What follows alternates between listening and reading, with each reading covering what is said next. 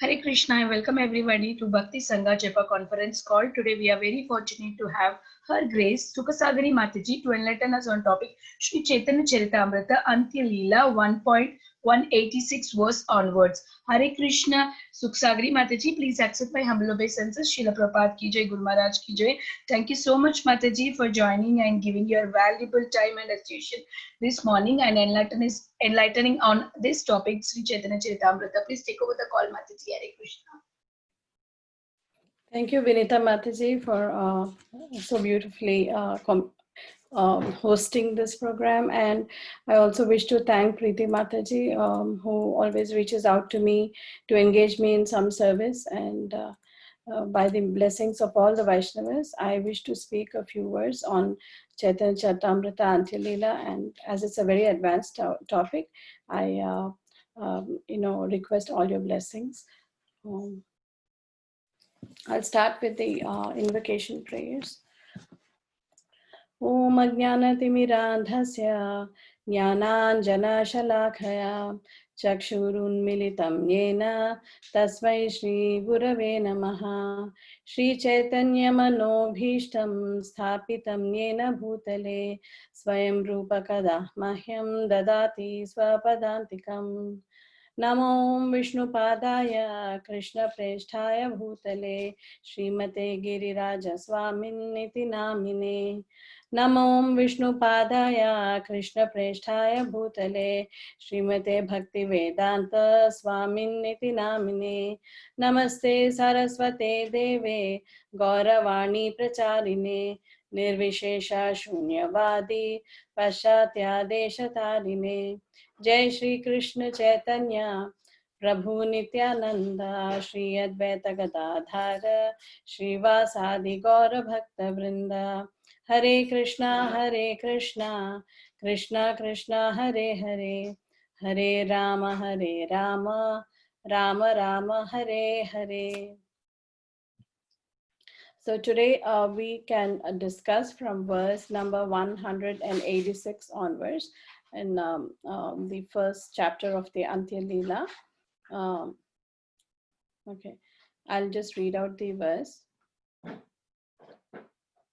This is 186. Padani tva agatarthani tadartha gataye naraha yojayanti paderanyehi sa udghatyaka uchyate. Translation: to explain an unclear word, men generally join it with other words. Such an attempt is called udghatyaka. This verse is quoted from Sahitya Darpana 6.289.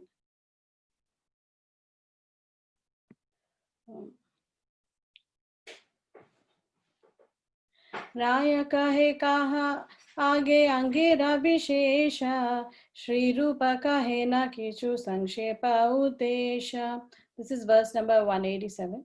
Translation: when Ramananda Raya requested Srila Rupa Goswami to speak further about the various portions of the play, Srila Rupa Goswami briefly quoted his Lalita Madhava. 188. Harimuddishate rajo bharaha purata sangamayat yamum tamaha vrajavamadrusham na paddhatihi prakata sarvadrisha shruterapi. Translation: the dust from cows and calves on the road creates a kind of darkness, indicating that Krishna is returning home from the pasture. Also, the darkness of evening provokes the gopis to meet Krishna. Thus, the pastimes of Krishna and the gopis are covered by a kind of transcendental darkness and are therefore impossible for ordinary scholars of the Vedas to see. 189. Actually, I don't know what the meter of this verse is, so I'll just say, in whatever way I can. Please forgive me for that. This is verse 189. Hriyam avagrahya grebhya karshati radham vanayaya nipunam sajayati nishrishthartha varavam sajakakali duti. Translation: may the sweet sound of Lord Krishna's flute, his authorized messenger, be glorified, for it expertly releases Srimati Radharani from her shyness and attracts her from her home to the forest. Okay, so before we discuss these verses, I would like to do a brief recap of what was discussed yesterday.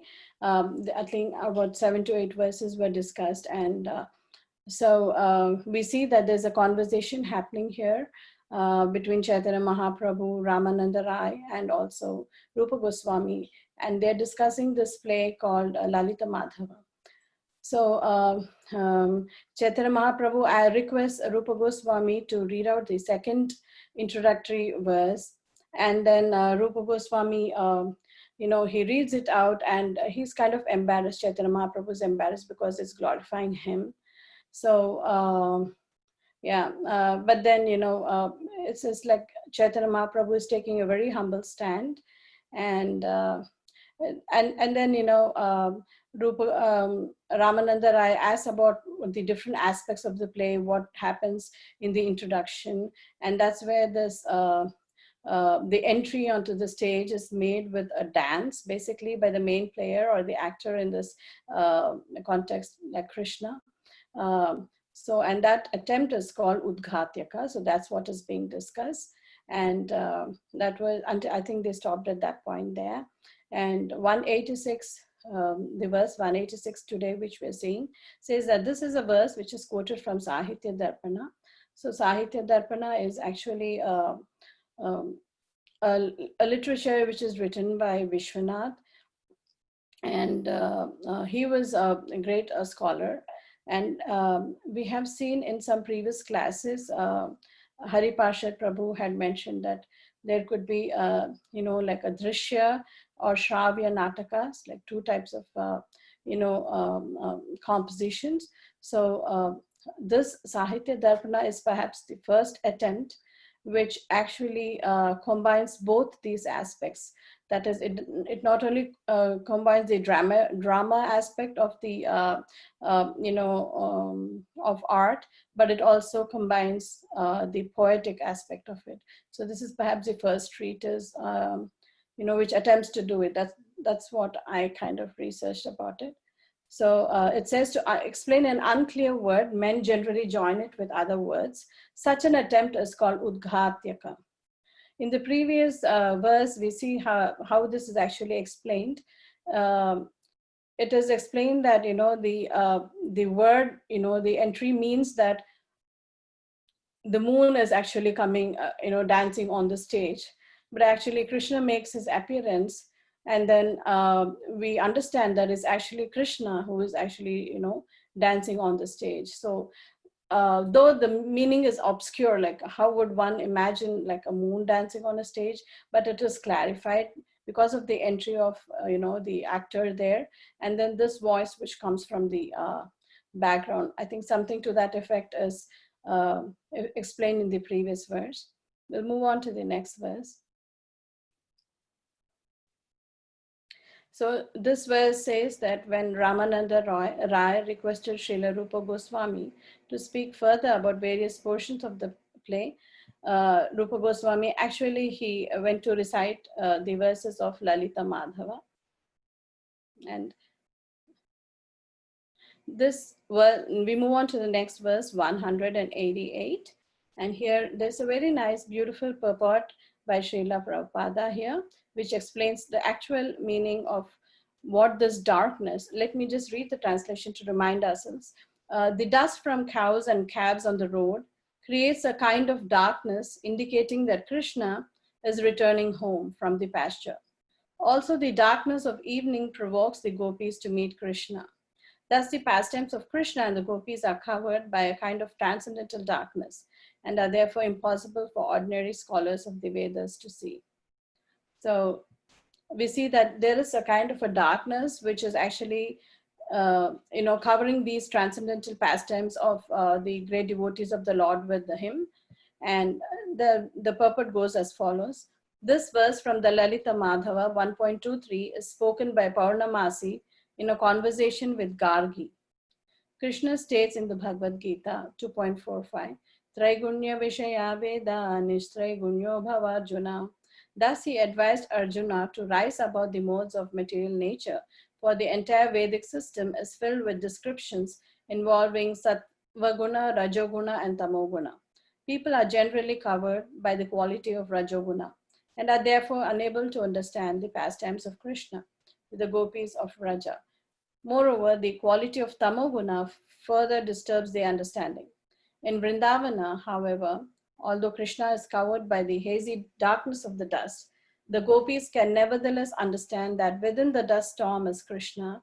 Because they are his topmost devotees, they can perceive his hand in everything. Thus, even in the dark or in a hazy storm of dust, devotees can understand what Krishna is doing.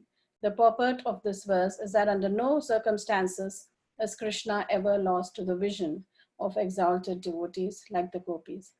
So we understand that though there was this dust which was covering, you know, the Vraja, but still the gopis are always connected to Krishna, and there is no circumstance. Srila Prabhupada says that Krishna's vision is ever lost to the gopis. They're always in connection with him. So it's impossible to it's not correct to think that this kind of darkness which engulfs this hazy storm of dust is similar to what we on a material platform may go through. We've seen in in Bhagavad Gita that the three modes of material nature are discussed in much detail in chapter 14, and it says that the first sign, or perhaps the most important sign of ignorance, is darkness. It's in fact they both are considered like synonyms that they can be used in exchange for each other. Like darkness is so much compared to like ignorance. So when one person is in ignorance, it is said that he is in darkness. And Srila Prabhupada explains in the 16th chapter, in the 14th chapter, that in Kali Yuga, many of the people are, in a mode of passion and ignorance. And there are very few people who are in the mode of Sattva Guna. And he also says that the more people in the mode of passion who are involved in fruitive activities, actually they are much better than these people in the mode of ignorance. And why is that? Because the people in mode of mode of passion, at least they're trying to do some kind of philanthropic work, trying to gain some name and fame, and in the society like that. So at least they're engaged in something, they're active, and they're using their bodies for something at least. But the people in mode of ignorance, the main symptom of a person in mode of ignorance is sleep, depression, listlessness, or not having interest in anything, so to speak. So even when they're invited for spiritual discussions or spiritual topics, they don't even make an attempt to go. It is because they're in the mode of ignorance. And Prabhupada very beautifully explains in one of the verses in chapter 14 that even when a person, when he's in a mode of ignorance, even when he sees his own grandfather pass away, it does not strike to him that this is going to happen to him someday. He's so much in delusion, he is so much in illusion that he thinks, he just doesn't care about what is happening. That is the level of ignorance like we could be, some of us could be. So personally speaking, not for you. So that is the mode of ignorance one person could be. And that's what Srila Prabhupada says, that the person is not even able to understand the circumstance as it is.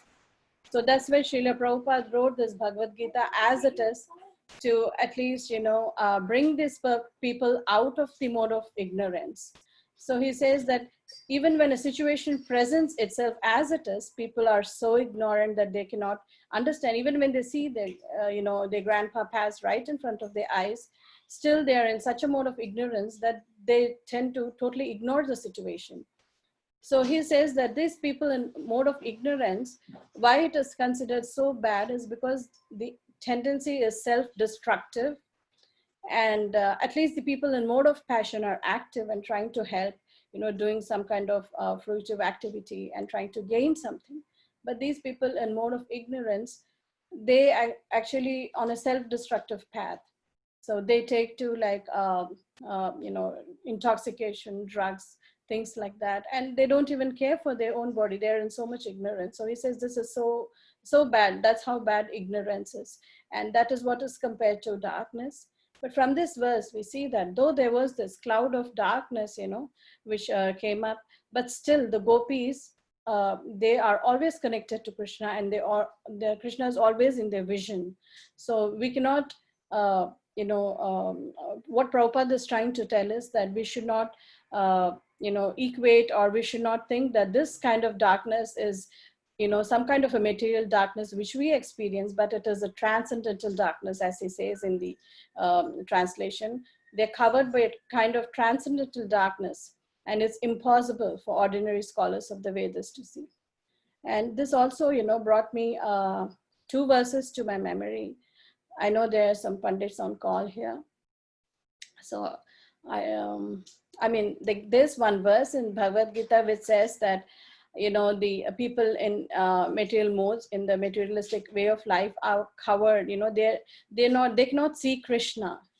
And then there's also another verse I remember from Kunti Maharani's prayers, in which she says, request Krishna to, remove this Maya Javanikacham, like they have a curtain of Maya in front of them, and they cannot see the Lord, So these are two beautiful verses which came to my mind.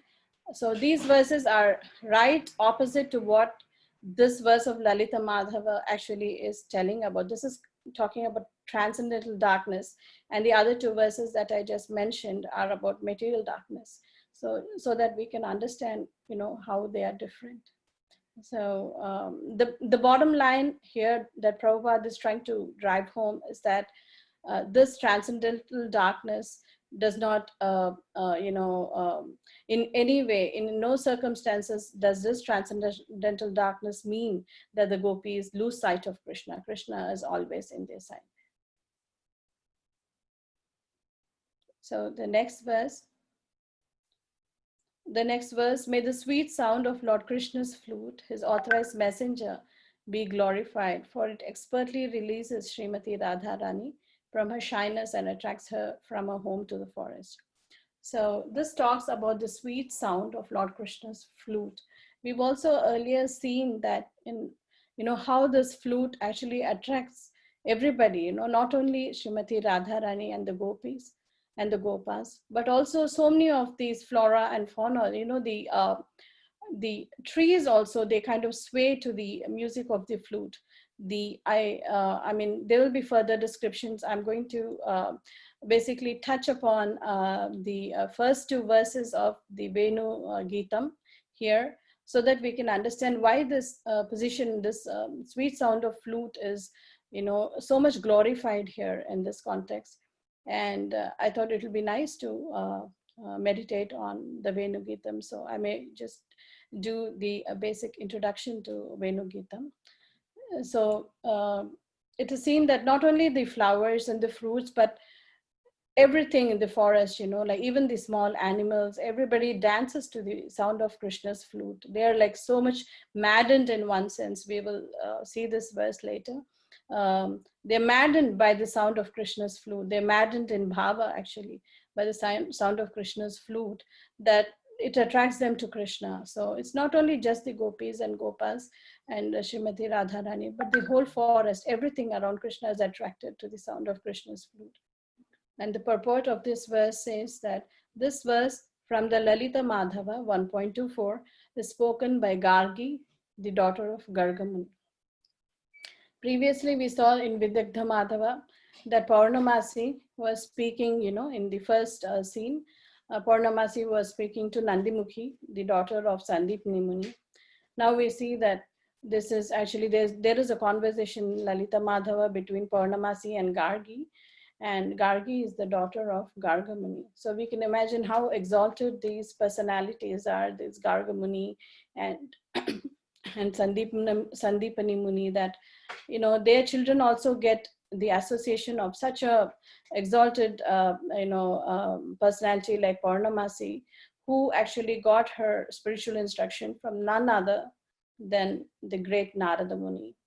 So I mean, personally speaking, when I looked at this, I'm like, all these people are so fortunate that they can have this kind of a chat with Purnamasi regarding Sri Krishna's pastimes, so intimate pastimes. So at this point, I would like to deviate or take a little digression and go into Venugeetam. Preeti Mataji, can you please show that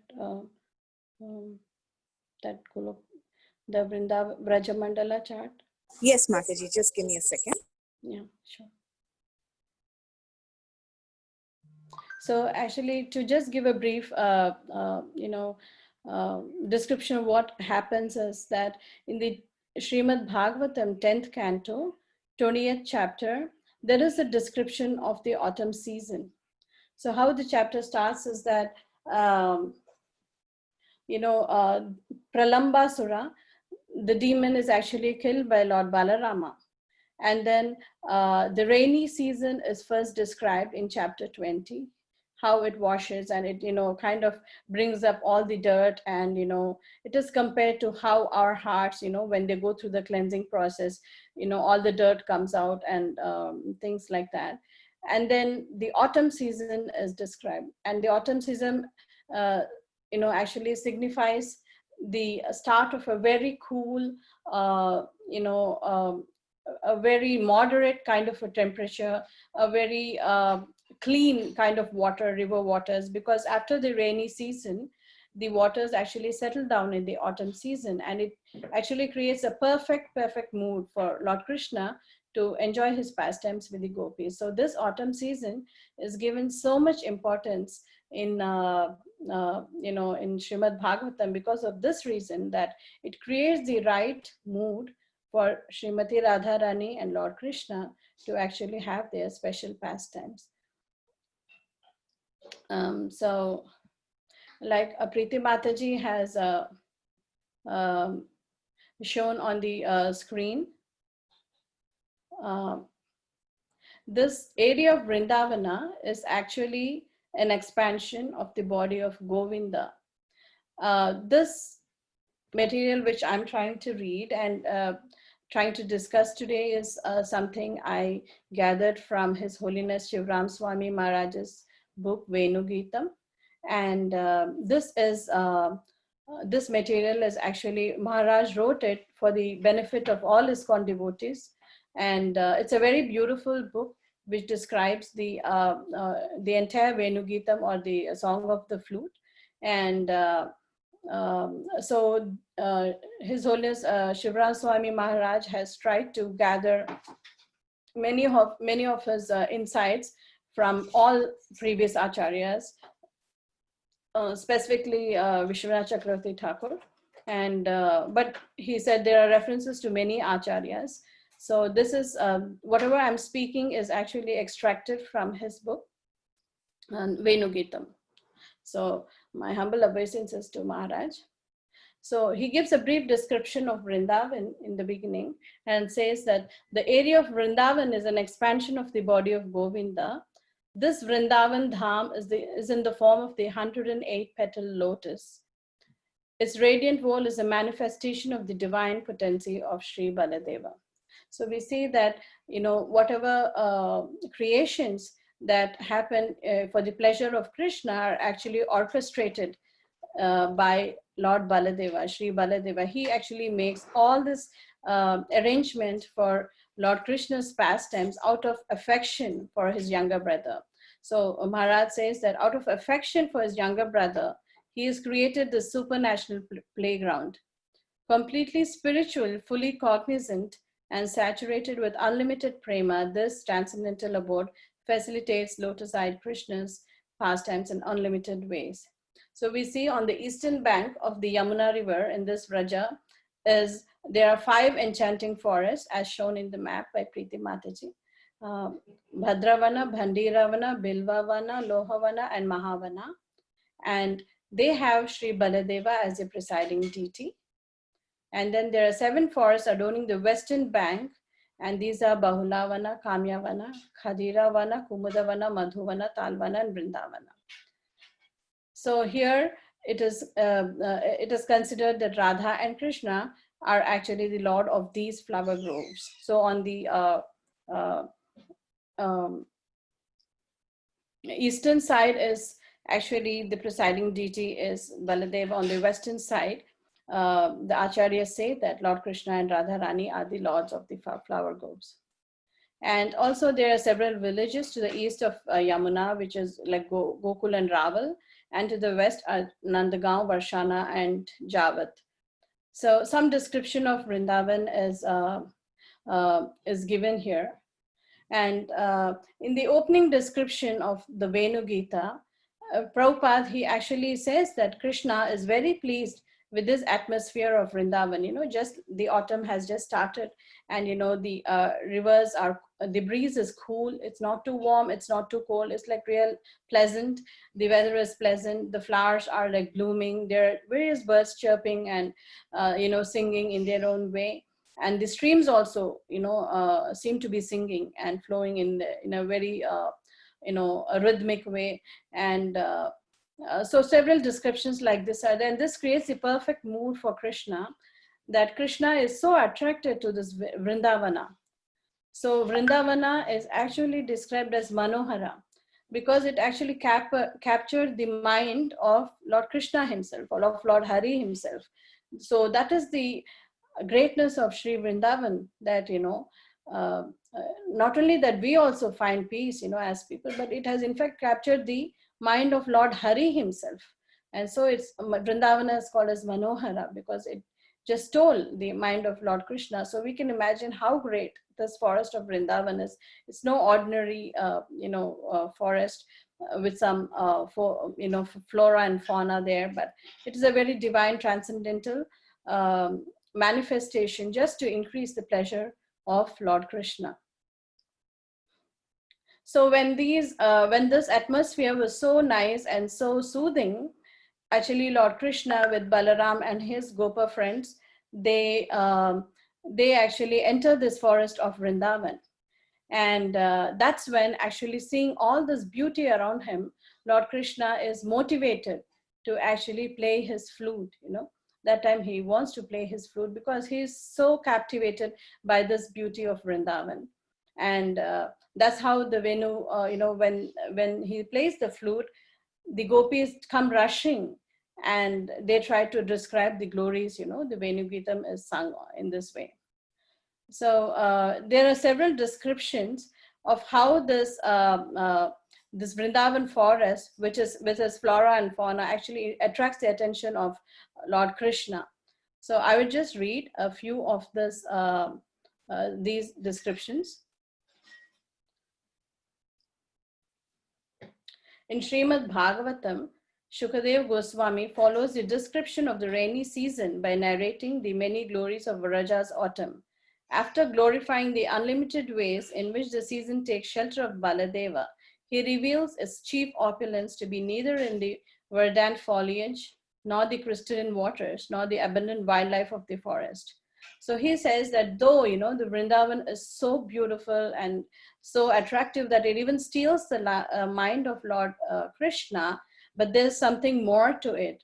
So Shukadev Goswami in the Srimad Bhagavatam has saved the best part, you know, for the next chapter. You know, after the description of the rainy and the autumn seasons in chapter 20, he saved the best part for chapter 21. And what is that? That is, it actually motivates Krishna to start playing his flute. So that is the best part of this, you know, autumn season, which Shukadev Goswami has reserved for the last. Like they say, save the best for the last. So the prime eminence of autumn is the vibration of the flute. Issuing from the lips of Sri Krishna, this treasure of autumn spreads across the fields and forests to the beautiful cowherd girls of Raja, who, overwhelmed with its song, glorify other fortunate beneficiaries of its concert. So this Shukadev Goswami understands that the prime importance is nothing but the glories of the flutes, and that's why he reserves this topic to the end, and then he gives a detailed description of what this the glories of the flute are in this chapter 21 in Srimad Bhagavatam, where the gopis actually describe or glorify the flute. And so the first two verses are the introductory verses of this the Venugitam go like this. Shri Sukha Vacha Itham Sharat Swachha Jalam Padmakara Sugandhina Nyavishad Vyayuna Vatam Sago Gopalako Achyuta. Shukadev Goswami said, thus the Vrindavan forest was filled with transparent autumnal waters and cooled by breezes, perfumed with the fragrance of lotus flowers growing in the clear lakes. The infallible Lord, Achyuta, accompanied by his cows and cowherd boyfriends, entered that Vrindavan forest. So this is the first verse where the forest is described, and the cool autumn waters are described, which are clear, which are very clear, and they're transparent. They're not muddy anymore, like in the rainy season, but now they set a perfect atmosphere for Lord Krishna's pastime, like I mentioned earlier. The second verse is Kusumita Vanaraji Shushmi Bringa Vijakula Gushta Sarasarin Mahidram Madhupati Ravagahya Charayangaha Saha Pashupala Balash Chukuja Venum. The translation is, the lakes, rivers, and hills of Vrindavana resounded with the sounds of maddened bees and flocks of birds moving about the flowering trees. In the company of the cowherd boys and Balarama, Madhupati, Sri Krishna, so Krishna is mentioned as Madhupati, entered that forest, and while herding the cows, he began to vibrate his flute. So Shivram Maharaj says that actually Srila Prabhupada gave so much emphasis to these first two verses of the Venugitam, because that actually sets the scene for the whole pastime of Lord Krishna and the gopis. So he says that these first two verses of the Venugitam have so much purport to them and so much meaning to them, and we will discuss now some of the meanings which actually are given by the great acharyas to us. So in the company of the boys and Balarama, Madhupati, as Sri Krishna is called here in this verse, he entered the forest, and while herding the cows, he began to vibrate his flute. So the lush forest of Vrindavana is actually the transcendental stage for Krishna, because this is where the pastimes of Lord Krishna with the gopis happen. So this is, the Vrindavana is actually a transcendental stage which is set up by none other than Lord Baladeva himself for the pleasure of his younger brother. So the Krishna's friends, the cows, the gopis, and the whole forest of Vrindavan, actually they enact the script of this play, in one sense, of this drama or this pastime of Lord Krishna, sporting with his with gopas and gopis there. So in this context, like I had earlier mentioned, Vrindavan is described as Manohara, or the seducer of Lord Hari's mind. And there's more description given about, the various kinds of trees and the various kinds of lotus flowers, and so many other details are given, and they're so beautiful and nectarian to actually go through.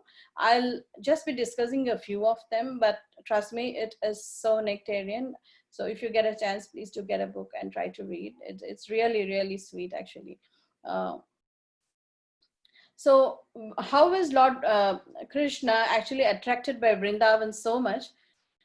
So many reasons are given here. Because when Lord Hari, or when Krishna, he sees the restless eyes of the does, he actually remembers Radharani's glance in his mind. And then when he sees the tails of the love-intoxicated peahens, like peahens are like the peacock's female partner. So peahens, Murari remembered the glistening braids of his mother as she bathed him. So when he sees the tails of peahens, he remembers his mother.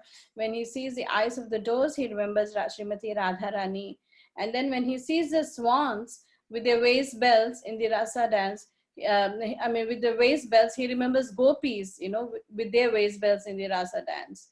And the restless honeybees, they actually, remind him of his Gopa friends or the Balakas who are unable to accompany him to the forest. So wherever Lord Krishna sees around him, he is actually reminded of his associates. And that is, we'll see further that why is, why are the fruits of Vrindavan so special? Why is everything around Vrindavan so special? Is because Vrindavan is full of the bhava, of pure devotees. So it's not just that there is some sweetness in the fruit or there's some sweetness in the water. These are transcendental. Everything about Vrindavan is transcendental because it is filled with the bhava or the emotions of the great or the most important associates of Lord Krishna and Lord Krishna himself. So that is the importance we see. That is the significant thing we see here, is that through everything Lord Krishna sees, he's reminded of his associates. So every item over there in the forest of Vrindavan is actually transcendental, because it's not ordinary, because it reminds one of Lord Krishna's associates there. And what to speak of us, it reminds Lord Krishna himself of his own beloved devotees. So that is the specialty of this Vrindavan forest. So let me just continue. There are, like I mentioned, there's a lot of discussion about the many lakes and rivers of Vrindavan later on, and then about the different fragrances and the different kind of garlands which are actually made, just to, please Lord Krishna there. So different kind of flowers, they bloom at different times just for the pleasure of Krishna. I'll just mention one detail which actually stood out to me. Everything is great, but I just wanted to share this. There is a rare species of lotus that grows on land and is known as Thala Kamalini. So different kinds of lotuses are described, like the names are given and things like that. And when Lord Shri Krishna is in anticipation of meeting with the gopis, these land lotuses, they actually sprout in his wake, and they spread the unique fragrance only for the duration of that pastime. So these Thala Kamalinis are so special that they only sprout during the pastime of Lord, during his intimate pastimes. They just sprout for that particular time frame. They're not there otherwise. So there's so many different, fruits and flowers which only sprout, like we cannot even imagine.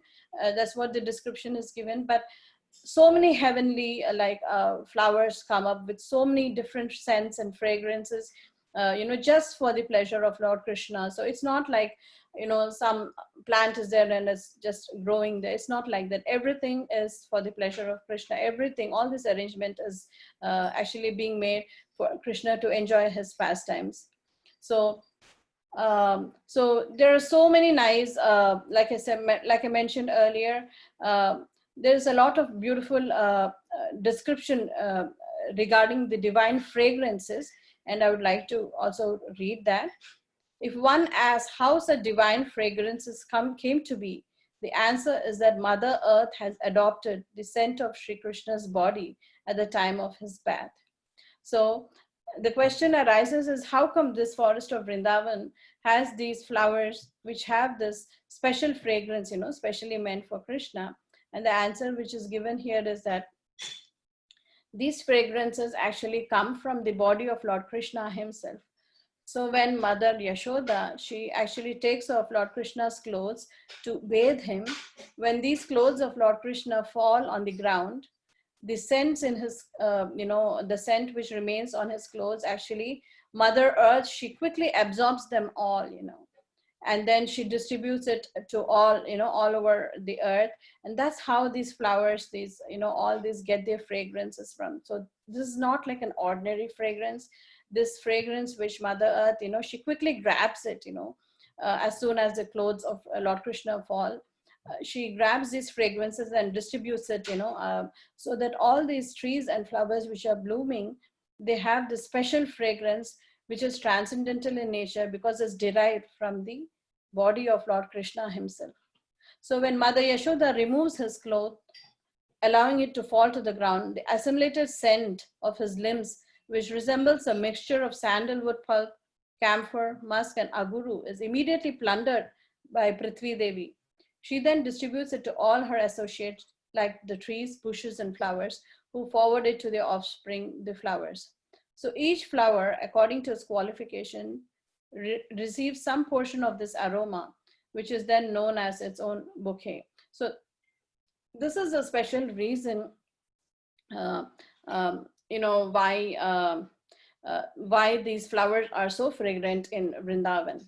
And the other reason which is given here is the lakes and the rivers which flow there in Vrindavan are also equally special, because Lord Krishna has, had many of his pastimes there, and they also actually absorb this divine scent, and the soil which flows through these rivers, actually, it spreads this divine scent into the rivers. So it is said that even Mother Ganga is so envious actually of this, these lakes and reservoirs, which are like so many different kundas we see in Raja. So even Mother Ganga is actually envious that how come these, lakes and this land of Vrindavan is so blessed that it gets the transcendental scent from Lord Krishna himself. So next, the description moves on to say how by autumn, the waters of Vrindavan are clear and transparent, and then they add a special feel to the atmosphere. So let me move on. There is a brief description also given about how these different sarovaras or these different lakes are actually formed. At Kusum Sarovar, Sri Hari combs and braids Radhika's hair. As his ecstasy overflows, it mixes with the water and enables Narada to assume the body of a gopi. At Chandra Sarovara, near Govardhan, Sri Krishna took rest and dressed in his charming rasa outfit. And yeah, I'm just trying to see. Okay. In Kamyavana is the delightful Mohini Kunda, where Sri Krishna displayed the form of Mohini that had previously bewildered the demon and distributed nectar to the demigods. Next to the Nandishvara is a lake built by Nanda Maharaj for the pleasure of his little son. It is here that Sri Krishna, invisible to all, would swim underwater to the far shore, embrace his favorite gopi, and return unnoticed. So in this way, all the different, the significance and the glories of different, lakes and reservoirs there are discussed. I just picked a few which I thought were very interesting. Actually, all are interesting. Surrounded by Kadamba trees, the Pavana Sarovara is the ultimate pilgrimage for Pushkara and the whole king of all holy places. Like this, there are several different discussions or different details given of the different lakes. I think I'm just going to kind of skip to Prema Sarovar. So Prema Sarovar is this place where actually even though Srimati Radharani and Krishna were sitting side by side, they were sitting together, but still they experienced the feelings of separation. And that's when they both cried, their tears actually got converted, or their tears actually assimilated to form this Prema Sarovar. A brief discussion of how this happened is actually discussed by Maharaj here. And that's what I'm going to go into next. So we saw that in the the first two verses where we saw from the Venu Geetam, the Lord Krishna is actually referred to as Madhupati. Madhupati has actually several meanings, and we will see how these meanings come about in the short description now. So the water within the lakes and rivers of Vrindavan is a soothing nectarian beverage. It is a mixture of rainfall, the scent of Sri Krishna's limbs, and the essential bhava of local pastimes. So although bees naturally become intoxicated by drinking the honey of flowers, the fortune of the bees of Raja is not caused by the diversity of his flora, because this auspicious diet is a liquid essence of devotional bhavas. Sukadev Goswami refers to them as Shushmi Bringa. Like we see in the second verse, it says, Kusumita Vanamali Sushmi Bringa.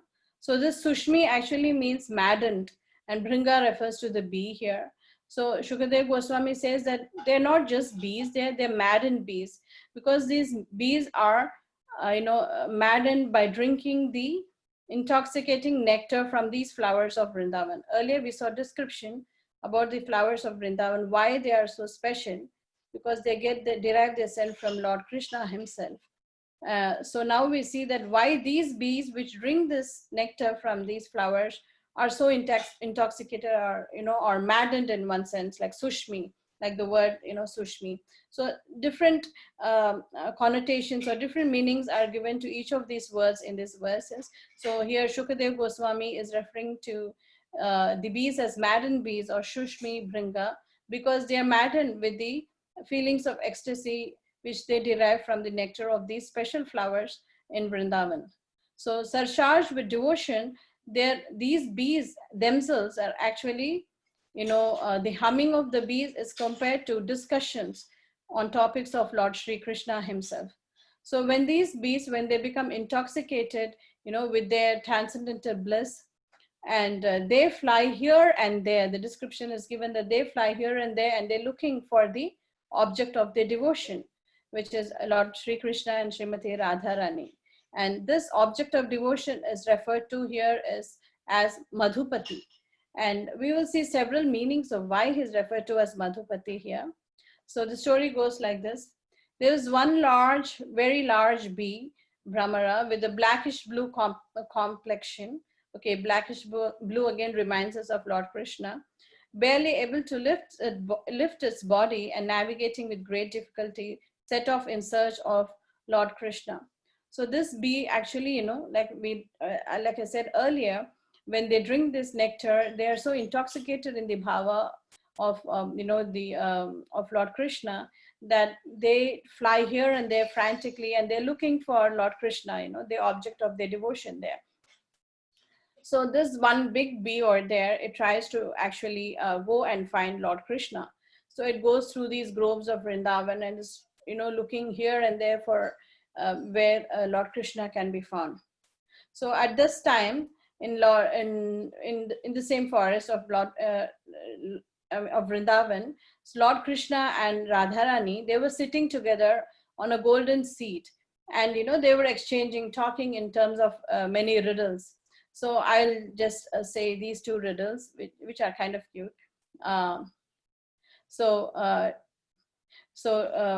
Lord Krishna, Shama, he asked, what is alive, though dead, and lovingly enchants the three worlds, living in a body of 9 gates, like embodied living entities? So then, turning her face, her lotus eyes fixed on his, Gauri said, oh Hari, it is your crooked flute which enjoys the nectar of your lips as its fee. Then posing her own riddle, she said with a charming laugh, who is known as being very young, but also very old, who is both bound and liberated, and who is the abode of darkness and duplicity, but is still very pure? So she asked now Krishna this question, and Krishna replies, it is I, Krishna. I become entangled in all kinds of pastimes, but I remain the bestower of liberation for all. I am Shama, the abode of darkness, full of duplicity and guile, but I remain Suchi, for by chanting my name, the greatest saints achieve perfection. So in this way, in terms, Srimati Radharani and Lord Krishna are talking, in terms of riddles and trying to glorify each other actually in this way. And we also see that the flute is glorified here by Lord Krishna himself. He describes the flute as a body with 9 gates, and that is actually referring to the flute. So we see how important this flute is, which is always enjoying at the lotus lips of Lord Krishna, and it is always with him. So this way, Lord Krishna and Srimati Radharani are discussing, and this big, the big heavy bee which comes looking for them finally finds them. And then when he sees both Srimati Radharani and Lord Krishna there, he doesn't know who to go to, because the bee is actually trying to get all the nectar he can, from Lord Shri Krishna and Srimati Radharani. So he kind of looks there in front ahead of him and sees these two personalities, and he's wondering, who should I go to? And he's not able to make up his mind. So he goes right in between them, and starts buzzing there. So Srimati Radharani, who's sitting there, she tries to wave, the end of her sari to actually shoo away the bee. But then the bee keeps buzzing, and then he comes closer to Srimati Radharani's face, So Krishna, meanwhile, is watching all this happening, how Srimati Radharani is getting agitated, by this bee coming right at her face. And so Krishna is watching, and he is like enjoying all this thing which is happening there. So when this bee, is actually troubling Srimati Radharani so much, so who comes to the rescue? None other than Madhumangala. He wakes up from his sleep, his siesta, after eating so many nice, delicious, sweet mangoes. He suddenly, sees that Radharani is disturbed, and he comes charging at this bee like a big warrior. The word which is mentioned here in the pastime is balto. I couldn't find a reference to what it means, but the word is balto, went running after the bee. So he comes with a stick, and he starts waving his stick, in the air with a lot of anger. And he says, how dare you disturb, this Princess Radharani and this Lord Shri Krishna? How dare you do that? Oh, bee, just get out. So the bee, then it actually gets scared, and it runs out of the grove. So at this point, Madhumangala, he goes back and he tells, okay, now Madhusudana is gone. So he just says this because the bee has just left. But as soon as Srimati Radharani, she hears this, she is again, like I said, every small thing evokes the sentiments of bhava for Srimati Radharani. So actually, as soon as she hears this word, Madhusudana is gone, even though Lord Krishna is right there next to her, she gets so anxious, and she gets like, she's just, collapses to the ground and starts crying bitterly. Where has Krishna gone? Where has Krishna? In fact, Lord Krishna is sitting right next to her, but still, like she is in such an advanced stage of bhava with Lord Krishna that immediately she starts crying. She falls to the ground and starts crying, where is my Lord? Where is my Lord? Where is my Lord? So Madhumangal is confused at this point, like, what should I tell, to console her? He's sitting right next to, Srimati Radharani. So Srimati Radharani is like almost about to faint. She's like in so much in such a mood of separation from Lord Hari at this point. And when Krishna sees this emotional sentiments, these are transcendental emotions, they are not ordinary emotions. So when Krishna sees these transcendental emotions in Radharani, he himself gets emotional. He's like, what's actually happening? Why is Srimati Radharani, even though I'm right next to her, how come she is, she's getting so much transcendental ecstasy, or out of this separation mood, that Krishna fails to understand what is this thing that Srimati Radharani is experiencing. And Srimati Radharani is crying bitterly there. And when Lord Krishna sees this, and he himself is kind of bewildered that what is this thing that she experiences in regard to me, and he also starts crying.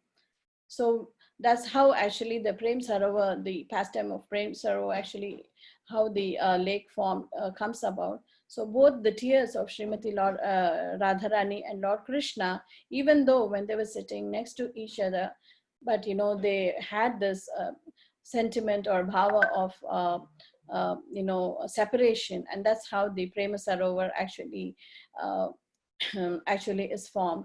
So the bee actually sees all this, and he is now intoxicated with this nectar which he has got by the association of Srimati Radharani and Krishna. So he's very eager to go back to his friends, and tell what actually happened, because now he has got an extra dose of this sweet nectarian, pastimes between Lord Krishna and Radharani. So he goes off to share with his friends. So in this context, we see that uh, several different reasons are given for why Madhupati is used in this verse. I will read a few reasons for, just for the benefit of time. Okay. The name Madhupati is the master of Madhu. The many bees of Raja surpass the great yogis in tasting the essence of mellows. Because Sham Sundar wears a golden dhoti and plays his flute, is a master of bees. And then there's a nice description given. As bees have a blackish blue complexion, his form is possessed of a buffed black hue. As bees have yellow bands decorating their trunk, Sri Krishna is always clothed in golden attire like a dhoti. As bees decorate their limbs with pollen, Lord Krishna is adorned with golden ornaments as they whimsically taste. And as the bees, they taste, honey or nectar from one flower to another. Lord Krishna, he actually savors the association of gopis after gopis. So this is how the bees, why they treat Lord Krishna, or why they seek, they want to go to Lord Krishna, to seek their nectar, is because they think Lord Krishna is so similar to them. The description is the same, like bluish black hue with the golden stripes on the bees, the same way like Lord Krishna wears golden yellow colored dhoti. And the bees are going from flower to flower to extract the nectar. Similarly, Lord Krishna, he actually is posed with the different gopis. So there's so many similarities. So these bees actually think that Lord Krishna is their master, and that's why one reference to this name Madhupati is he is the master of the bees here. So another reference is Madhupati is he's the master of sweetness, because the bees, they generate honey or nectar, and which is sweet in nature. So another reason the acharyas give is because he's the master of sweetness, like we have also seen in Madhurashtaka Madhuradipati. So here is Madhupati. So several different reasons are given. Bilva Mangala Thakur, he says that the transcendental body of Krishna is very sweet. His face is even sweeter than his body. The soft smile on his face, which is like the fragrance of honey, is still sweeter. So, and next, Sanatana Goswami, he says that Madhupati is actually associated with a special attachment Sri Krishna exhibits towards his devotees. Madhu is another name for Yadava dynasty, of which Sri Krishna is the acclaimed leader. As the Yadavas are great Kshatriya kings accustomed to opulence, they are not readily found. Oh, okay. Yeah, I'm just trying to skim through it. So yeah, the other reason Sanatana Goswami gives is because Madhu is another name for the Yadava dynasty, and Lord Krishna, he appeared in the Yadava dynasty, and it is because of his close association with the Yadavas that Madhupati is the another name. The another connotation of Madhupati is because he is the Lord of the Yadavas. And then another reason again is, which is given, is at the beginning of creation, a great demon of the name Madhu stole the Vedas from Lord Brahma. So Krishna, he assumed the form of Lord Hayagriva and killed this planet. Killed the demon. So that's why he's also called as Madhupati, because he's worshipped by these demigods, because he actually saved these Vedas. And also another reason which Vishwanath Chakravarti Thakur says is that the name Madhupati invokes Sri Krishna, the Lord of the spring forest. So Madhupati also means that, it's the Lord of the spring forest. So in this way, a lot of description is given to each and every word of these, the first two introductory verses of the Venu Geetam. Furthermore, there are a lot of descriptions of, the various sounds these birds make, the peacocks, the cuckoos, swans, and, Datyuka birds, like they're different birds, and these birds make various sounds, and actually these sounds also have meaning, they're not like just some, some random sounds just these birds make. I will just read one example to convey what I'm trying to mean here. For example,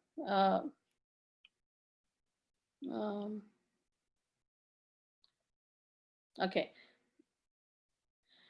Awakened from their sleep, the frogs are inspired by the songs of the birds and the humming of the bees. Joining in the concert, they criticize the past monsoon season with the words Keva Kova. So these frogs, they say Keva Kova. They happily croak, who, Keva, will ever leave this Krishna cloud, and where, Kova, could they possibly go than Vrindavan? The celebrated stage manager, Sri Sukadeva, then makes Sri Krishna, Balarama, their friends, and the cows enter this beautiful Vrindavan forest in the autumn. So I just read one example. So even the croaking of the forest, the frogs, actually is to do with glorifying Krishna, as to, who can leave Krishna and go, who can leave this forest of Vrindavan and leave Krishna and go. So all these animals, all these birds which let out different sounds, like there are a lot of examples given of different birds and their sounds, and how they actually mean something related to Krishna. I just wanted to go through one example. So in this way, when this in the Vrindavan forest, when the autumn season actually sets in, Lord Krishna, he actually enters the forest, and with Balarama and his friends, he plays this flute, which actually captivates the mind of, like I had said earlier, not only the gopis, but also all the flowers, the animals there, the rivers themselves, they flow in a certain pattern. Like it said that the streams, they flow in a certain pattern to with a certain kind of sound in themselves, just to make it more attractive for Lord Krishna. So many beautiful descriptions are given of how the actual mood is actually created. And finally, in this verse, the Venu, the flute, he makes the appearance in the last word of the second verse. Sri Venu is the master of ceremonies, is described. He is the grand conductor, uniting that many sweet sounds from his master's lips, and the acoustic craftsman who weaves a harmonious symphony from the spontaneous glorification of Sri Krishna's attributes. So what is being said here is that, there are so many nice sounds in Vrindavan. We hear from the streams, the animals, the breeze, the flowers, the trees swaying, and the birds singing and chirping. But then the actual master of ceremony, the MC, is basically the flute, who actually combines all these things, and passes on the sweet nectar. So this sound of Lord Krishna's flute, it's actually combined like in a concert with all the other sounds which are actually coming in the forest of Vrindavan, and that gives a very special feel, which actually attracts all these gopis and other living entities towards Krishna. They're trying to run toward Krishna. There's also this example, this very interesting point given, that because dawn, like we say dawn and dusk, she was unable to see these pastimes of Lord Krishna, because dawn happens after the night, right? So dawn missed all these nighttime pastimes of Lord Mukunda. So she actually is full of sorrow, and so what happens, because of her sorrow, she we see, like in the morning there are drops of dew, on the leaves and the flowers. So this is actually described as the sorrow of dawn, because she missed all the nice pastimes of Lord Krishna. She cannot be there at night. So dawn comes after, night. So she missed all these beautiful pastimes. So how she expresses her sorrow is by these dew drops, which we find, in the morning on the flowers and the leaves. So this is actually the sorrow of the dawn. So everything we see here is not like some material drop of water or, something like that. Every little detail which we see in this Vrindavan forest is actually transcendental. It has to do with bhava. So that's why this forest of Vrindavan is, it's so special, because there is nothing material about it. That's the point Maharaj is trying to drive in here. So with these two introductory verses, actually this sets the scene for the gopis, they, from around verse number 6, they start actually discussing how this flute is so fortunate to be so close to Krishna and enjoy with Krishna. So that's when the Gopi Gita starts, and it goes on till the end of that chapter. But I just wanted to touch upon the setting of the scene for this Gopi Gita. Sorry, the Venu Gita, because it's a huge topic, and yeah, it would take a long time to go through the whole Venu Gita. But I just thought, we can get inspiration to read um, more about all these things, and how this flute plays such an important role in in the pastimes of Lord Krishna to create the mood and things like that. There are actually a lot more things I have written in my notes, but I think I will just stop here. Um, so thank you so much, Mataji. I don't know if I went too much off topic, but I just thought it will be good to meditate on the Venu Gita, because so much is always, the flute of Lord Krishna is glorified so much. And at least I thought we could set the ball rolling in our meditation by discussing the introductory verses, which are so beautifully described by Shivram Swami Maharaj in his book.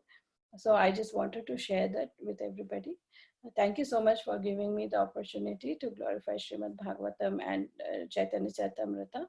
So I would like to stop here, and please forgive me for any mistakes I may have committed, and please correct me, and I'm happy to hear your realizations. Thank you so much. Hare Krishna. Hare Krishna. Thank you. Hare Krishna. Oh, I just wanted to thank you for your lecture. It was very inspiring and painted a very lovely picture of Vrindavan.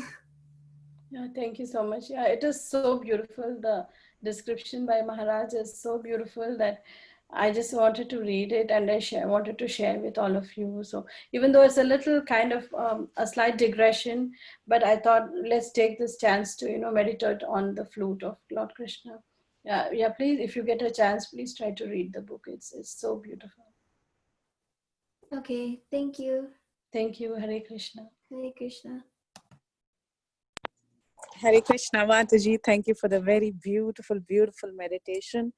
It was so exciting to hear all these beautiful realizations and how Shivram Swami Maharaj has put it from the different commentaries. Oh, so beautifully done, especially about the earth getting her fragrance from Krishna, and how Madhumanga, how the bee was trying to go in between them and then buzz near Radharani's face. And then the 9 holes of the riddles that they were asking each other. That was also very interesting. Yeah, And so many. Sorry, go ahead. Yeah. I mean, I was just saying the whole scene, the whole scene when Krishna plays his flute, how every single living entity is enlivened, and their experiences, how the Acharya has relished that. It is so beautiful. Thank you so much, Mataji. Yeah, you wanted to add something, please go ahead. Yeah, I just wanted to say that there's so much more like in my notes, but I just thought some things are better read than said.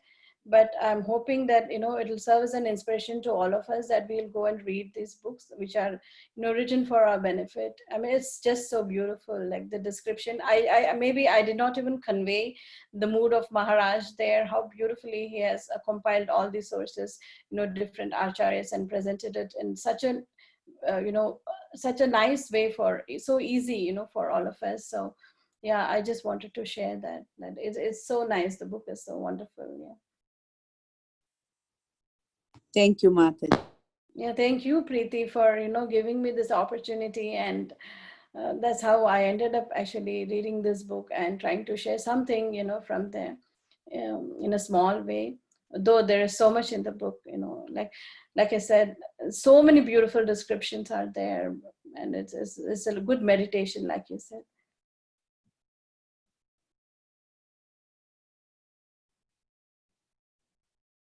Hare Krishna Mataji, Danod Pranams. What a wonderful class. I mean, if you keep a competition between your singing and your class, I think both of them would come first. It would be a tie. It was so nice. It was so beautiful. Thank you so much. Thank you, Mataji, for your kind words. It's purely Maharaj's thoughts, and I'm just like a parrot repeating all glories to Guru Maharaj, all glories to Shivram Swami Maharaj for giving us this literature. Actually, I got this inspiration of reading Maharaj's books from Nivedita Mataji. She used to refer to these books, for a couple of classes she's given earlier on Bhakti Sangha. And it had like so beautiful description. So I asked her, like, where did you get these from? And she said it's from Shivram Swami Maharaj's books. So then I went to my bookshelf and tried to look for it. And then I realized that there's so much nectar in there. And, it's just so wonderful. So.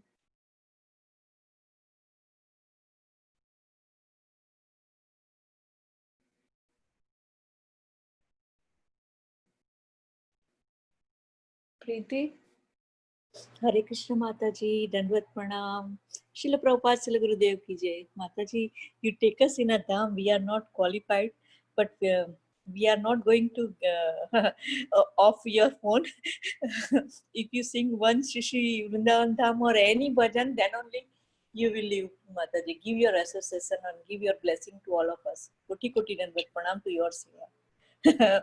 Please forgive us. Mataji, you're always absorbed in bhajans, and like they say, the bhajans carry the most important purpose of all of acharyas. So yeah, I will try to sing something. My throat is actually sore, but I will definitely sing Mataji at the end. Mataji, your bhav is very important. Please forgive us to bothering you, but sing whatever you like.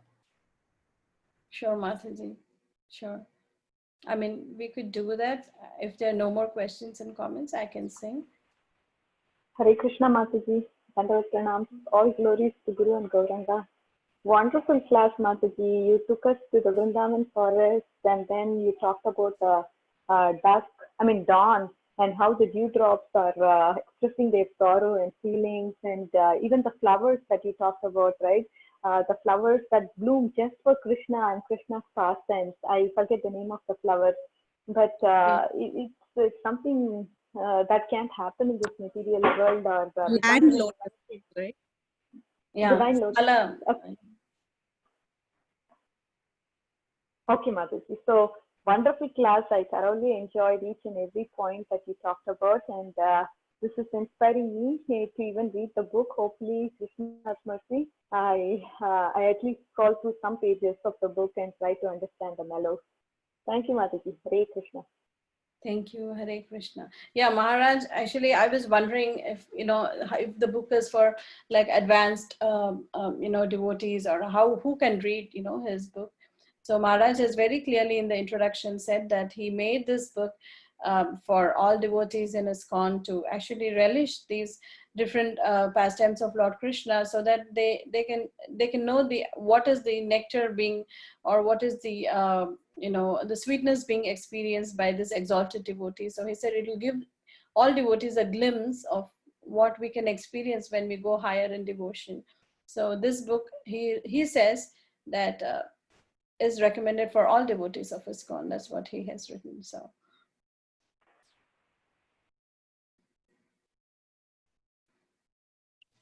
Hare Krishna Mataji. Hare Krishna Mataji. Thank you so much for a very, very beautiful class. So nice to hear about Vrindavan and so many points to meditate on.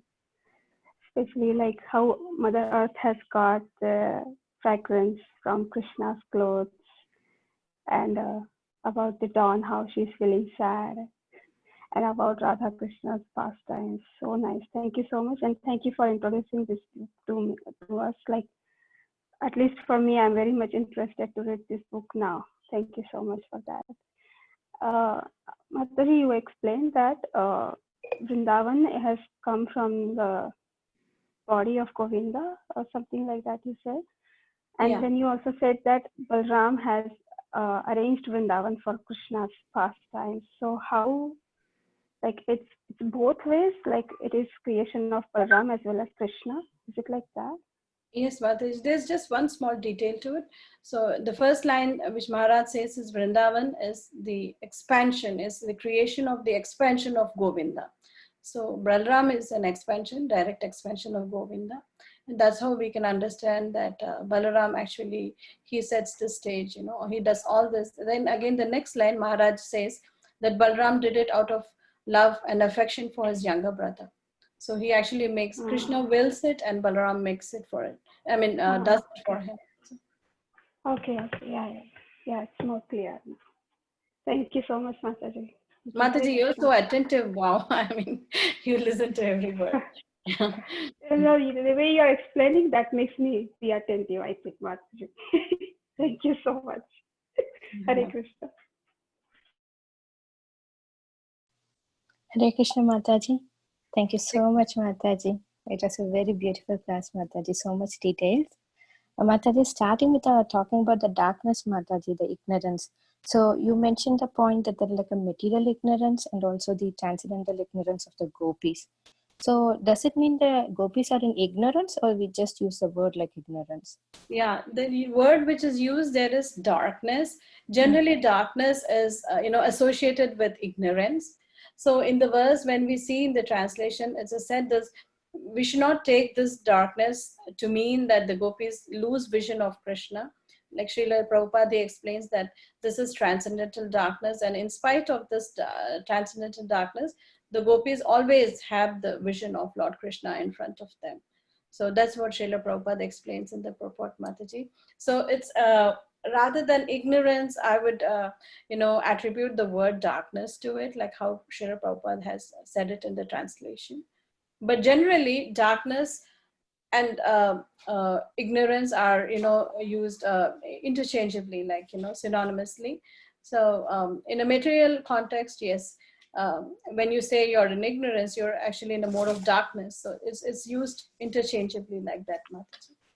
I hope. Yes, Mataji. So please correct me, Mataji, if my understanding is right. That the gopis see that darkness means there's a dust, but they know Krishna is inside. They're not losing the sight of Krishna. But for material ignorance, that we're not seeing Krishna in it. Like we are being in a world, in material world with darkness and ignorance, that we're not seeing Krishna, or we're not realizing Krishna. Yes, Mataji. In material world, only we experience these three gunas. The sattva guna, raja guna, and tamo guna is actually a component of the material, manifestation. Okay. So when we are in material modes, like when we take, when we are not in Goloka, or when we are not in Vaikuntha, but we are in the material planets, we are constantly bombarded by these three modes of energy, like sattva, raja, and tamo guna. But in these verses, which are describing the pastimes of Lord Krishna and Srimati Radharani and the gopis, they are all on a transcendental platform. None of these gunas or modes exist. The only guna, or the only thing, it's full of Satchidananda, and it is in Shuddha Sattva, like they say, transcendental Sattva. So these if we try to understand in terms of material modes, perhaps we may not even be able to understand it, because they don't even exist on a transcendental plane.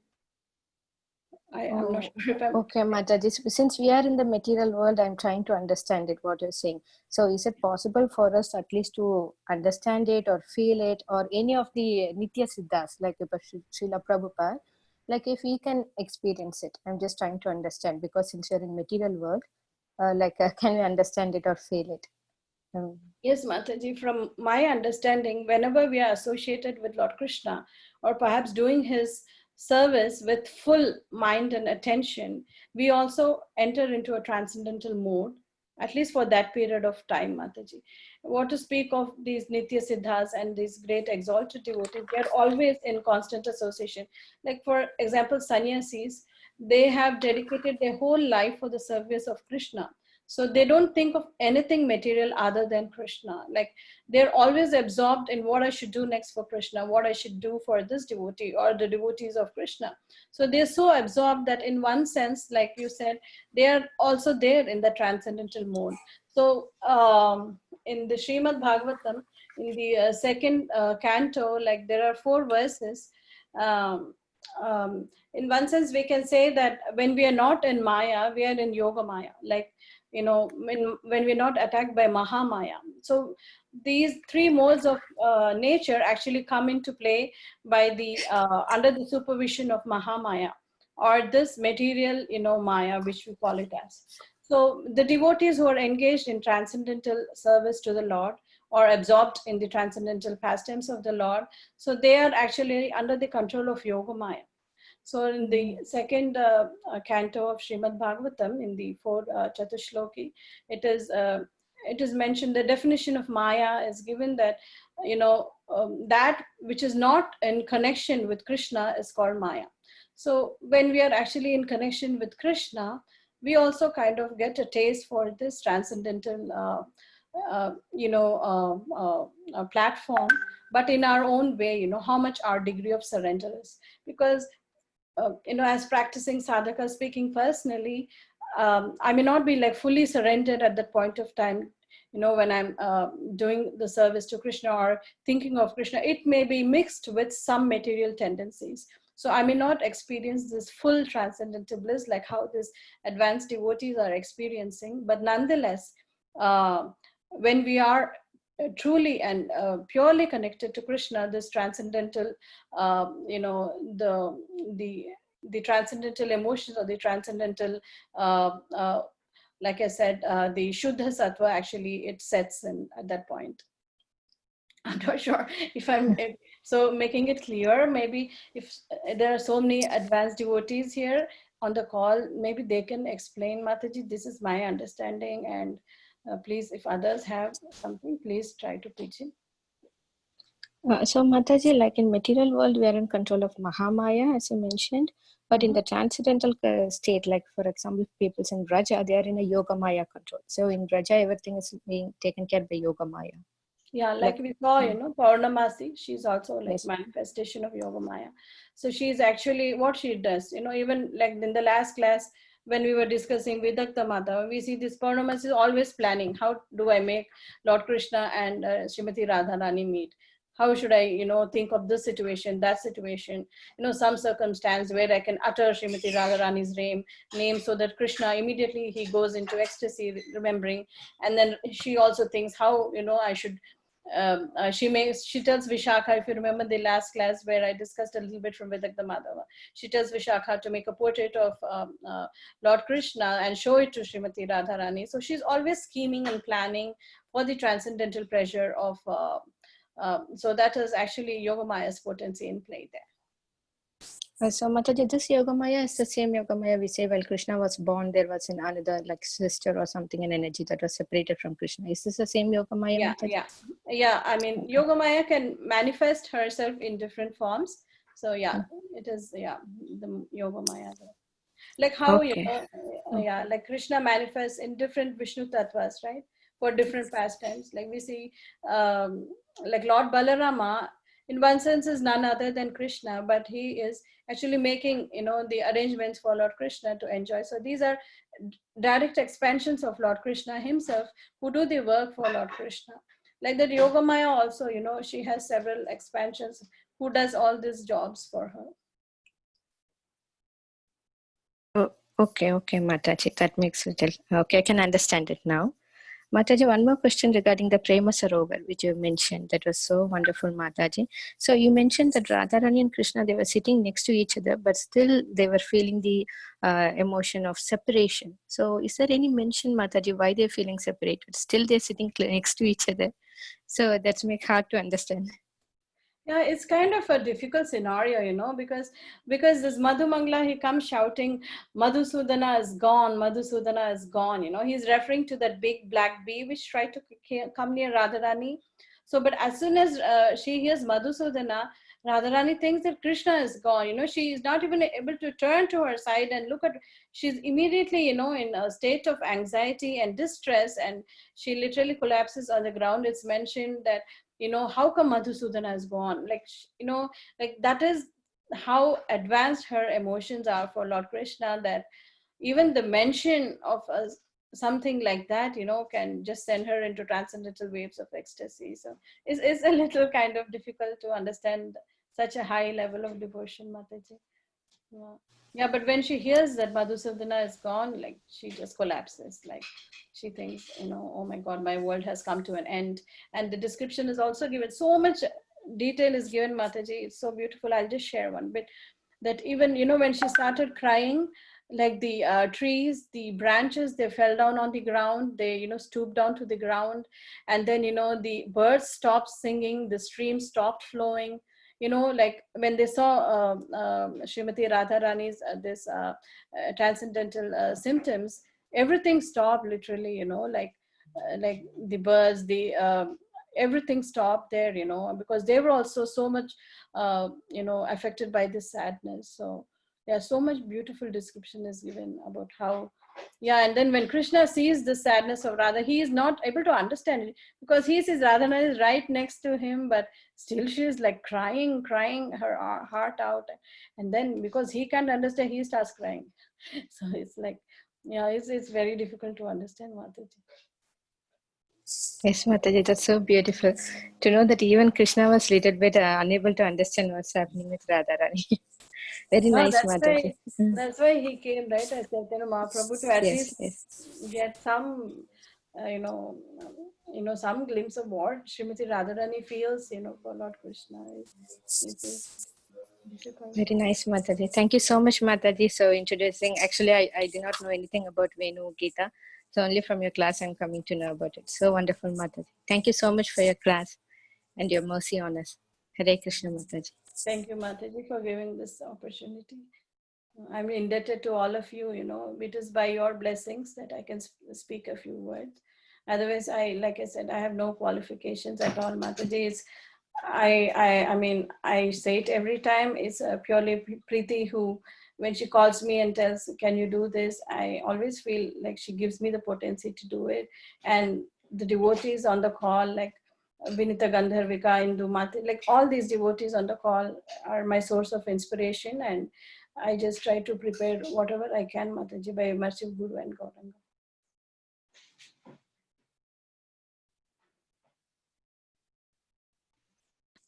Hare Krishna, Mataji. Thank you so much for such a beautiful class. Thank you, Mataji. Thank you, Vinita. I was actually wanting to ask that question about, the two verses quoted from Bhagavad Gita for how we are engulfed by material ignorance, and I thought your daughter may answer it. But then I said, okay, I'm not going to ask a question. But I was thinking of your daughter when I was preparing that, Maybe she will. Thank you, Sagari Mataji. She can know only memorizing Mataji. Sagari Mataji. She did not yet learn the translation. Sagari Mataji. She will definitely learn about it. Such an enthusiastic child, he's always listening to Krishna Katha with her mother.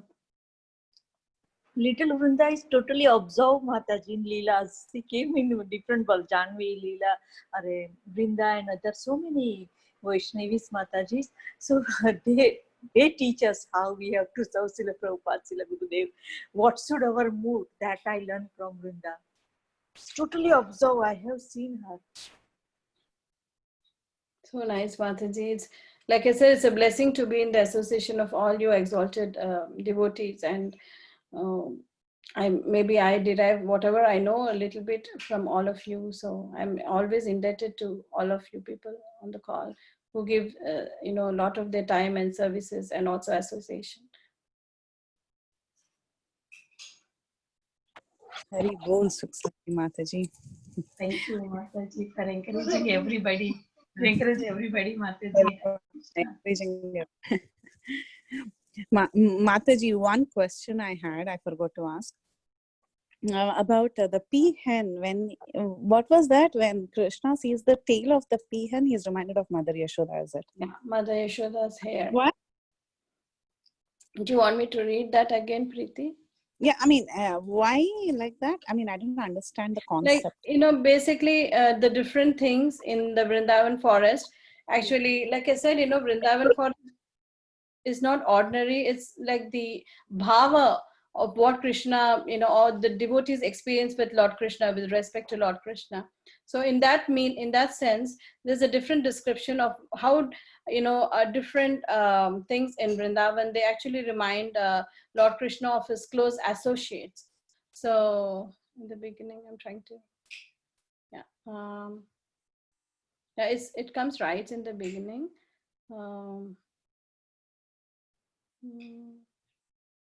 Yeah, 1 second, Gopi. 1 second, Preeti. I will try to. Yeah. So let me read that again.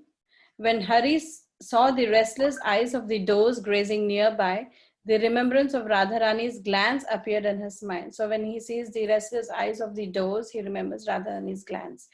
Seeing the tails of love-intoxicated peahens, Murari remembered the glistening braids of his mother as she labored to bathe him. Is that okay, Preeti? Beautiful. Thank you, Mataji. Yeah, so he remembers his mom's braids when he sees the tails. So each and everything, that's why it's so special, because every small detail is full of bhava. It's not like just ordinary plant or ordinary flower or ordinary bee, or they are all soaked in bhava because of Lord Krishna. Like we saw a few examples how earth is soaked in bhava, how the flowers get their bhava, how the bees in turn get their bhava.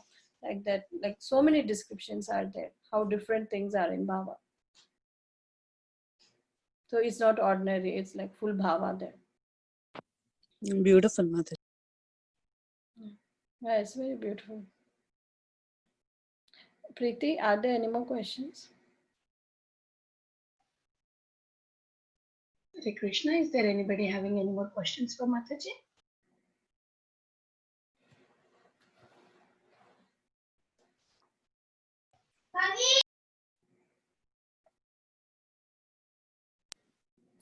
Hare Krishna, Mataji. Thank you so much for such a nectarian class. And also, I really love the riddle in addition to the beautiful Prem Sarovar story. That riddle was wonderful. It was very, how they both come up with the, different ways of glorifying their most favorite things. So, thank you so much, Mataji, for patiently explaining it. Hare Krishna. Thank you, Mataji, for your silent services behind the scenes. You never let your glories known,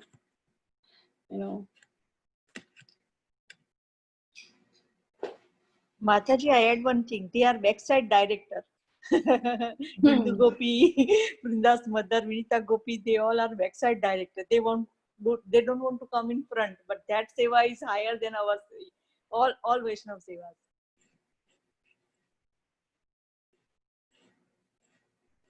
Unsung heroes, like they say.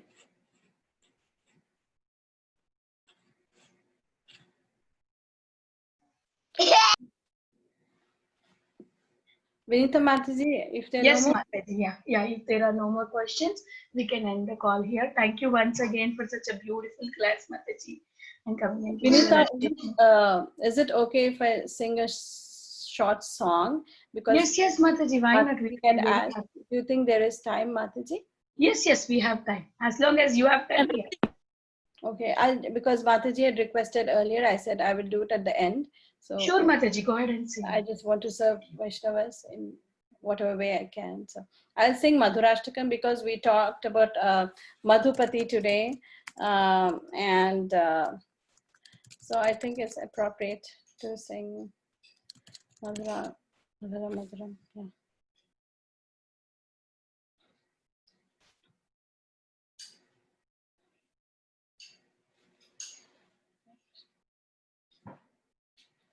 अधरं मधुरं वदनं मधुरं नयनं मधुरं हसितं मधुरं हृदयं मधुरं गमनं मधुरं मधुराधिपतेरखिलं मधुरं वचनं मधुरं चरितं मधुरं वसनं मधुरं वलितं मधुरं चलितं मधुरं भ्रमितं मधुरं मधुराधिपतेरखिलं मधुरम् वेणुर्मधुरो रेणुर्मधुरः पाणिर्मधुरः पादौ मधुरौ नृत्यं मधुरं सख्यं मधुरं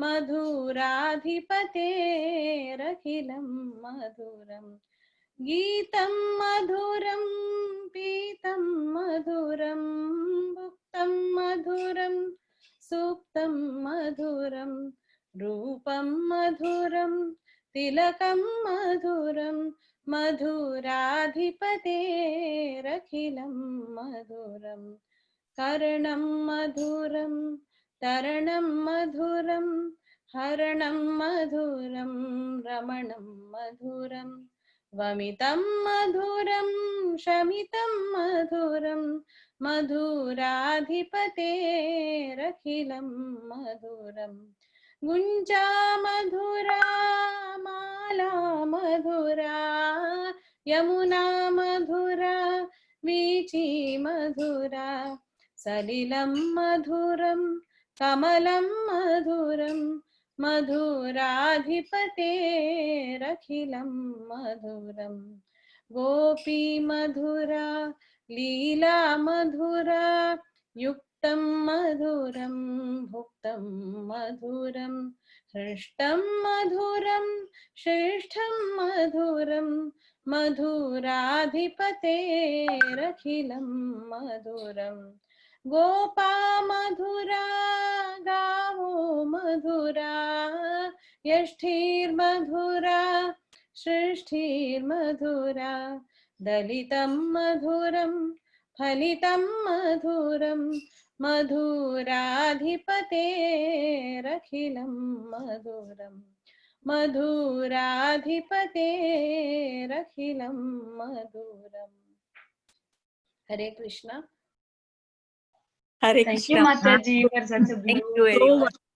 Thank you. Shri Madhurastakam ki jai. Shri Dham Jai. Vrindavan Dham ki jai. Jai. Thank you. Okay, Mataji. Tukeswari Mataji ki jai. Yes, Mataji. Is there anybody who would like to say anything, Mataji, before we end the call?